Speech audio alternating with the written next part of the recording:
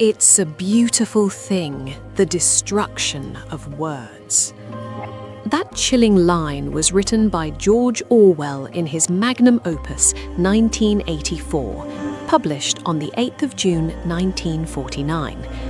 But before we delve into how language is rewriting your brain, a quick request. If you want to understand the hidden structures of literature and psychology, please subscribe to Amplift 7 right now. Join us as we decode the world around us. Now, back to 1949. In Orwell's novel, the totalitarian regime controls the population not just through surveillance, but through Newspeak. This was a fictional language designed not to extend the range of human thought, but to diminish it. The logic is terrifyingly simple. If you remove the word rebellion from the dictionary, can a population even conceive of the act? If the only word for bad is merely ungood, do we lose the nuance of evil, tyranny, or oppression? Orwell wasn't just writing fiction, he was issuing a warning. He suggested that language is the perimeter fence of the mind. If you shrink the perimeter, you shrink the captive's world.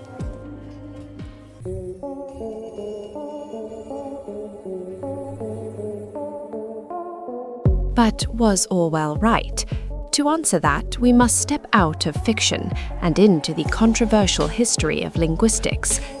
In the early 20th century, a linguist named Edward Sapir and his student, Benjamin Lee Whorf, formulated the Sapir-Whorf Hypothesis, or linguistic relativity. Their argument was radical. Language is not just a tool for reporting experience, it is a framework for defining it. Whorf famously studied the Hopi people of North America.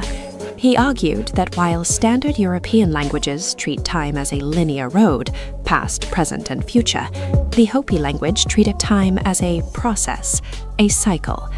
Whorf suggested that because of this linguistic difference, a Hopi speaker fundamentally experiences the concept of tomorrow differently than an English speaker. While modern linguists debate the strength of this hypothesis, the core truth remains: words serve as the scaffolding for our ideas. If you lack the vocabulary for a specific emotion, a political concept, or a mathematical abstraction, that concept remains a blurry, shapeless form in your mind. You cannot articulate it, and therefore you cannot fully possess it.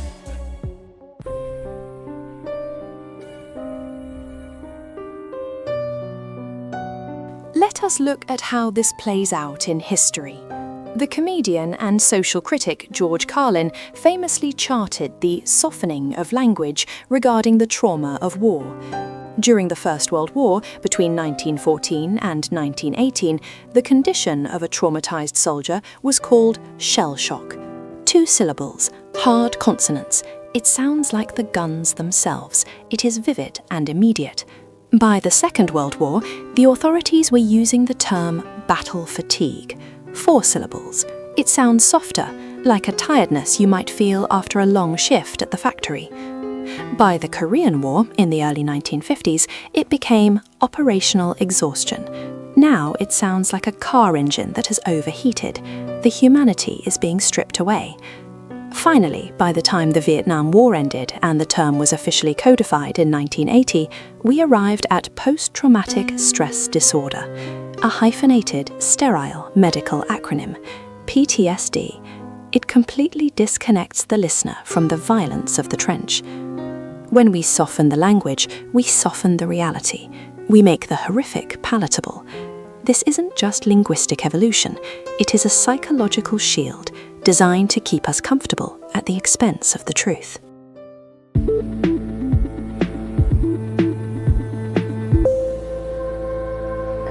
This softening process has been weaponized by the corporate world. In the boardroom, clarity is often the enemy.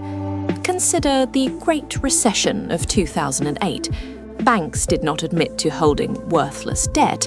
They held toxic assets or troubled assets. It sounds almost like the money was just going through a difficult adolescence. If a company is failing and must sack 1,000 workers, they rarely say mass firing. They call it downsizing, streamlining, or the particularly Orwellian term, right-sizing. Right-sizing. Implicit in that word is the suggestion that the company was previously wrong, and by firing you, they are setting things right. This is what we call doublespeak. It is language designed to evade responsibility. It turns human tragedy into a spreadsheet anomaly. When we accept these terms, we allow corporations to hide the moral weight of their decisions behind a veil of professional neutrality.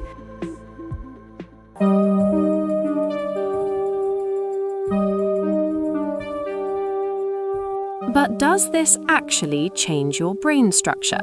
Neuroscience suggests it might. Let us return to the Himba Tribe of Namibia. In a famous experiment, researchers found that the Himba language has many different words for types of green, but no distinct word for blue. It is categorized within a specific type of green. When shown a circle of green squares with one blue square, English speakers spot the blue instantly. However, some Himba participants struggled to see the difference. Conversely, when shown a circle of green squares where one was a slightly different shade of green, a difference invisible to most Western eyes, the Himba spotted it immediately. Their vocabulary had trained their visual cortex. Because they had a word for it, they could see it. This suggests that Broca's area and Wernicke's area, the language centers of the brain, act as filters.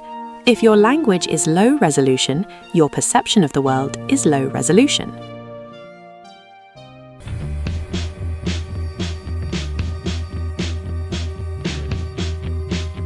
Fast forward to the present day. We are currently living through the greatest compression of language in human history. Platforms like X, formerly Twitter, initially restricted us to 140 characters. TikTok and Instagram Reels demand that complex geopolitical issues be summarized in 15 seconds.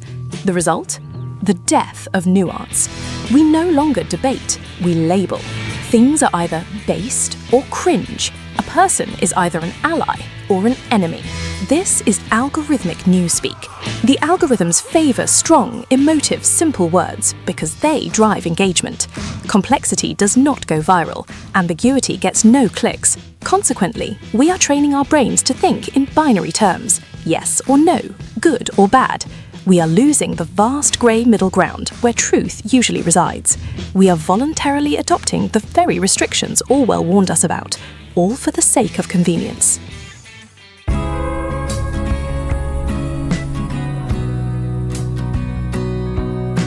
So, how do we resist? How do we stop the erosion of our own thoughts? The answer lies in expansion. We must actively rebel against the shrinking of our language. Read books that were written before you were born. Read philosophy that challenges you. When you feel an emotion, do not settle for the first easy word that comes to mind.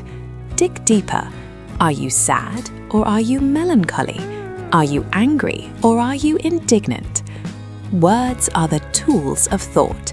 The more tools you have in your kit, the more complex the structures you can build.